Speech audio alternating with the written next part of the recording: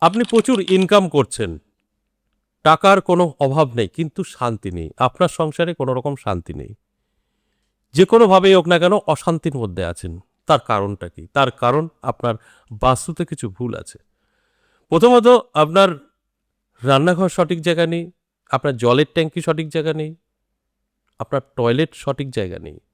তার থেকে যে নেগেটিভ তৈরি হবে, আপনি যত ইনকাম করেন না কেন সেটাকে ধরে রাখতে পারবেন না।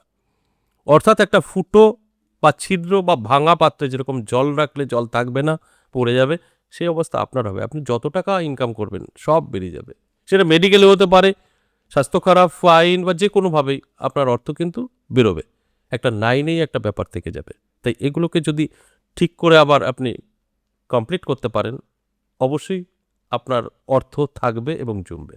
বিস্তারিত যদি এই বিষয়ে জানতে চান, নিচে নাম্বার আছে, কল করবেন। অফলাইন অনলাইন দুটোই চালু আছে।